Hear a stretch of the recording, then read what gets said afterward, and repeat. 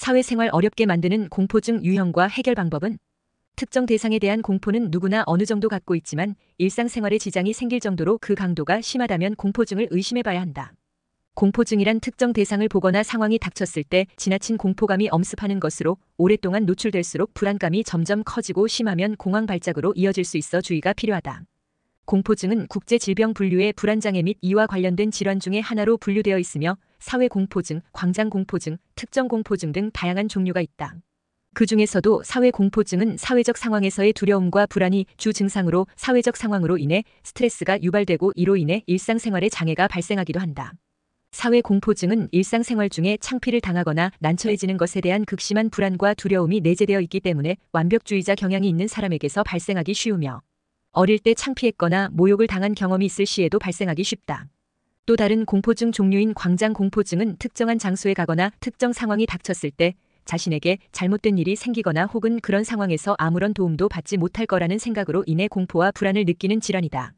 광장공포증이 생기면 근육이 경직되거나 땀을 흘리는 등의 증상이 동반되며 심하면 졸도하거나 심장발작이 나타나기도 한다.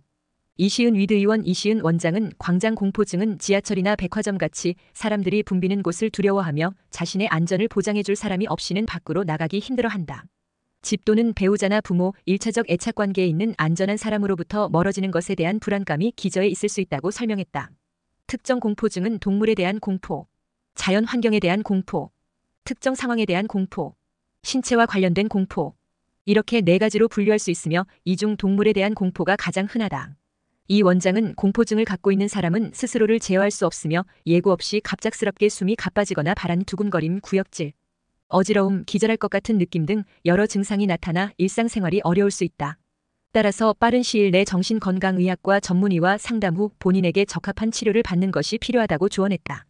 치료는 심리검사 및 면담을 거쳐 공포의 원인을 탐색한 후 생활습관의 교정과 함께 인지행동치료, 약물치료 등을 진행하면 증세 호전을 기대할 수 있다. 치료 과정 중에 쓰이는 항우울제 등의 약물 성분은 의존성이 없고 증세가 호전될 경우 언제든지 중단할 수 있는 만큼 부작용을 우려해 치료를 미루지 말고 적극적으로 치료에 나서는 것이 좋다.